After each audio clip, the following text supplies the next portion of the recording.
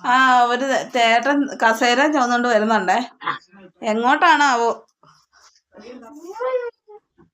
എടാ, നീ കസേരയും കൊണ്ട് പോയി താഴോട്ട് ഉരുണ്ടു പോകൂട്ടാ. ഈ കസേരയും കൊണ്ട് നീ എങ്ങോട്ട് പോവുക? കസേരയും കൊണ്ട് താഴെ കിടക്കും കേട്ടാ.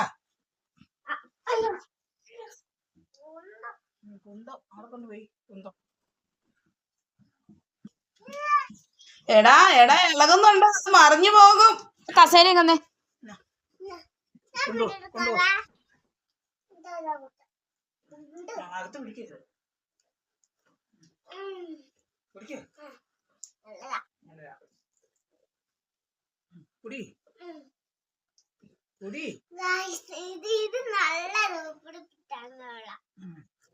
ഹൈസ്, നല്ല സൂപ്പർ സാധനം കേട്ടോ അത്.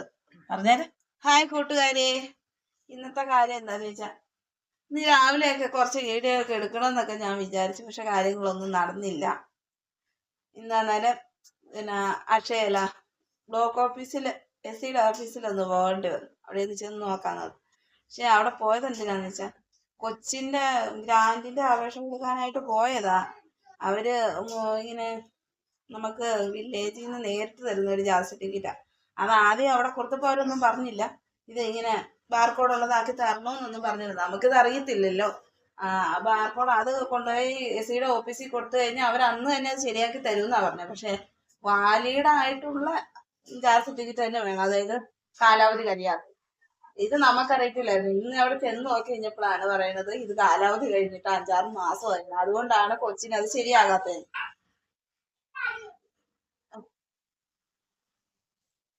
ഇനിയിപ്പോൾ അതിന് പുതിയതായിട്ട് അപേക്ഷ വെക്കണം, അത് എടുക്കണം. ഈ പ്രാവശ്യത്തെ ഗ്രാൻഡിൻ്റെ കാര്യം പോയി.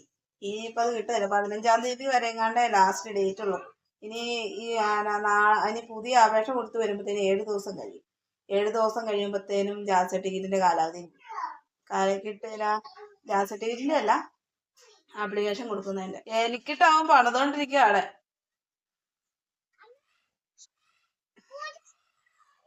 കേട്ടോ. ഞാൻ എന്നാ കാര്യം പറയാൻ തുടങ്ങിയാലും അവൻ അതിന്റെ ഇടയ്ക്ക് കയറി ഗായ്സ് ഗായ്സ് എന്ന് പറഞ്ഞങ്ങ് തുടങ്ങുവാൻ. 2-3 പ്രാവശ്യം ഞാൻ എടുത്ത് 2-3 പ്രാവശ്യം ഞാൻ ഡിലീറ്റ് ആക്കി കളഞ്ഞിരുന്നുണ്ട്.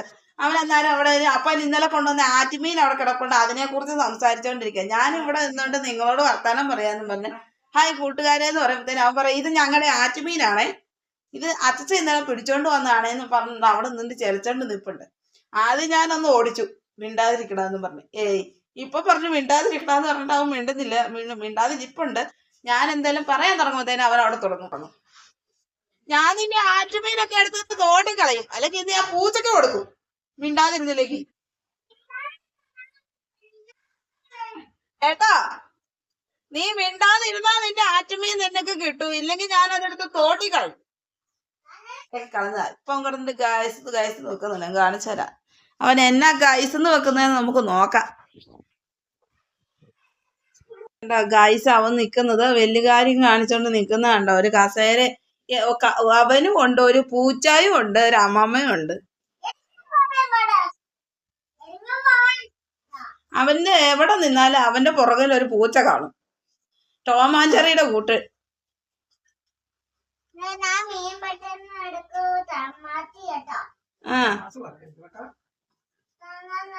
തമാശ അല്ല, സംസാരിക്കല്ല. ഞാൻ മീൻ പെട്ടെന്ന്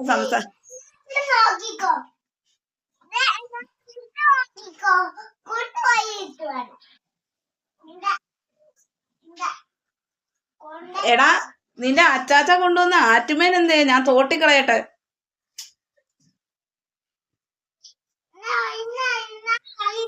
ഇവന്റെ കാലയിലെ മുറിവും വെച്ചോണ്ടിരുന്ന ഇവൻ നമുക്കിട്ട് പണിതോണ്ടിരിക്കുള്ളന്ന്. ഇവനെ മര്യാദക്ക് സ്കൂളിൽ വിട്ടാൽ മതി എന്ന് പറഞ്ഞപ്പോ അമ്മയല്ലേ പറഞ്ഞ കാലുവേദന മാറിയിട്ട് വിട്ടാൽ മതി എന്ന്.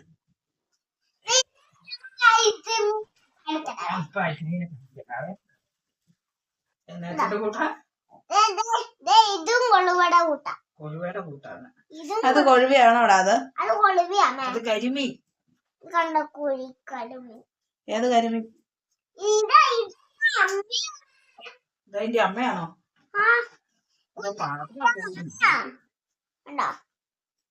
എല്ലാവരും കണ്ട ഇതാണ് മീൻ. എല്ലാരും കണ്ടോ? ഇതാണ് ഇതിന്റെ പാട്ടി കണ്ട നോക്കിക്കള്ള അവിടെ എല്ലാവരും നോക്കിക്കോ.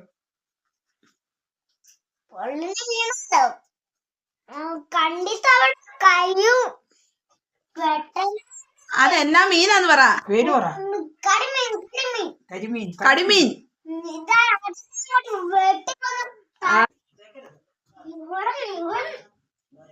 പോകുകയാണ്.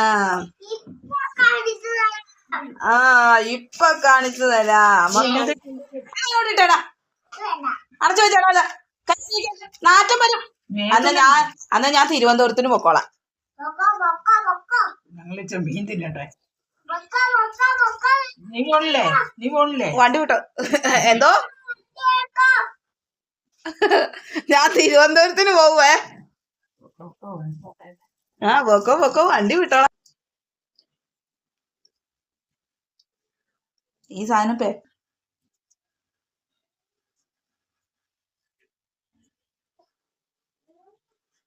കൊച്ചൂസ് അന്നത് കഴിച്ച് ഛർദ്ദിച്ചതോട് കൂടി കൊച്ചൂസിന് അത് വേണ്ട. അത് നിന്നോട്ട് കുഴപ്പമില്ല. എണ്ണയുണ്ടോ? എണ്ണയില്ല. എല്ലാത്തിനും എണ്ണയല്ലേ ചെലവാകുന്നത്.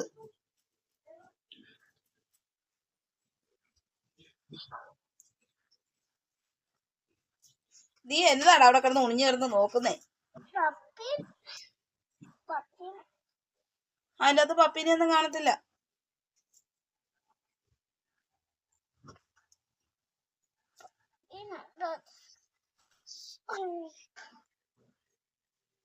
നീ ഒരു പാത്രം എടുത്തോണ്ട് ഉള്ളി പൊളിക്കും.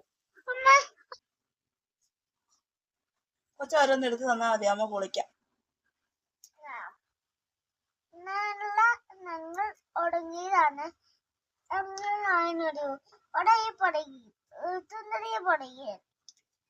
എല്ലാവരും അവിടെ കിടക്കുക.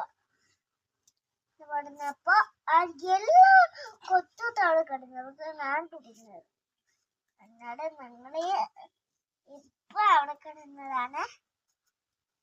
ഇന്നലെ തൊട്ട് എന്നാ കൊടുക്കുമെന്ന് ഞാൻ ഓർത്തതാ. നീ സത്യത്തിൽ എന്നതാടാ പറയണേ? എന്തേലും ഒരു കഥ പറയടാ. എന്നാ പറയാമേ? ഞാൻ പറയണ്ടേ? എങ്ങോട്ടാ പോയത്? കടുമ്പൻ. കടുമ്പൻ കരിമ്പനാണോടാ പോയത്? കട്ടപ്പനക്കല്ലേടാ പോയത്?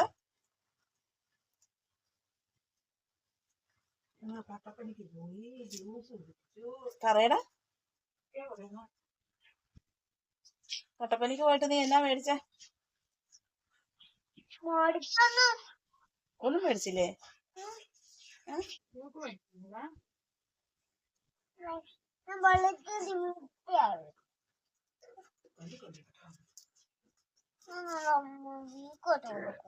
ആർക്കിട്ട്?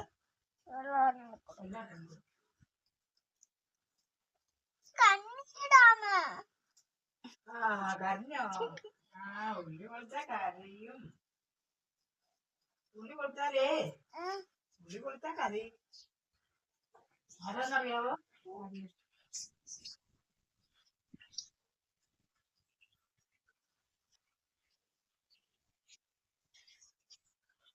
ഒരാള് പീര തീയെ വെച്ചു.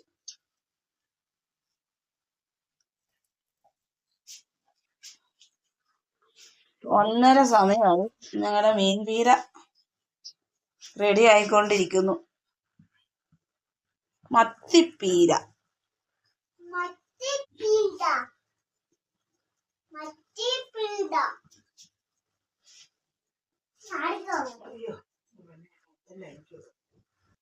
സൺഫ്ലവർ ഓയിലും വലിയ ഗുണമൊന്നുമില്ല. അത് നമ്മള് കൊളസ്ട്രോൾ ഇല്ലെന്നൊക്കെ പറയും. സത്യം പറഞ്ഞാൽ അത് സൺഫ്ലവർ ഓയിൽ തന്നെ ആണോന്നൊന്നും അറിയത്തില്ല. എന്നാന്ന് ചോദിച്ചാൽ ഈ കഴിഞ്ഞ ദിവസമാണെങ്കിൽ ഈ മെഷീനില്ലേ, തയ്യൽ മെഷീന് ഓയിൽ ഒഴിക്കാനില്ലായിരുന്നു.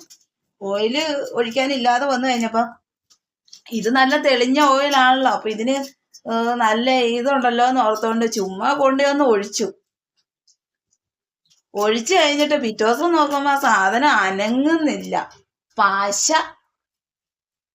ആ സാധനം ഒട്ടിപ്പിടിച്ചിരിക്കുക. അതിന്റെ ചക്രം, അതിന്റെ അടിയിരിക്കുന്ന സാധനം എല്ലാം ഇങ്ങനെ ഒട്ടിയിരിക്കുക പാശ. എന്നിട്ട് തൂത്ത് കഴിഞ്ഞപ്പോ കൈ ഇങ്ങനെ പിടിച്ചിട്ട് ഇങ്ങനെ വലിയുന്ന പോലെ പാശ. അപ്പൊ ഞാൻ ഓർക്കും ഈ സാധനം എന്ത് സാധനമാണ്. കൊളസ്ട്രോൾ എന്നിട്ട് ദോശക്കല്ലേന് നമ്മളിപ്പോ നമ്മളതാ സ്ഥിരം ഉപയോഗിക്കുന്നത്. മറ്റേ പാം ഓയിൽ ഒഴിച്ചാൽ കൊളസ്ട്രോൾ കൂടുന്നും പറഞ്ഞ പാം ഓയിൽ ഉപയോഗിക്കല് നിർത്തി. പിന്നെയും കുഴപ്പമില്ലാത്തത് പാം ഓയിലാന്ന് തോന്നുന്നു. ഇച്ചിരി കൊളസ്ട്രോൾ കൂടുതലുള്ളതെന്നാണ് എനിക്ക് തോന്നുന്നത്. അല്ലാമേ എന്ന് പറഞ്ഞ നമുക്ക് സൺഫ്ലവർ ഓയിലിന്റെ അകത്ത് വറുത്ത് ഒന്ന് സാധനം വറുത്താലും കൊള്ളത്തില്ലല്ലോ. ആ സമയം പാം ഓയിൽ വറുത്തത് നന്നായിട്ടിരിക്കുകയല്ലേ.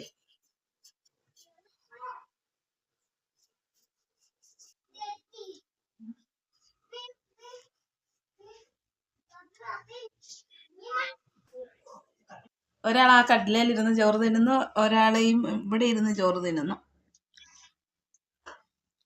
ടാറ്റ പറയാമേ.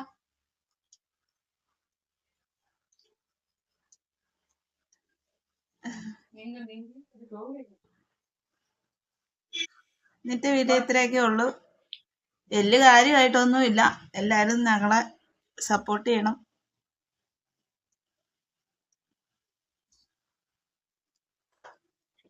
എങ്ങോട്ട് പോണേ?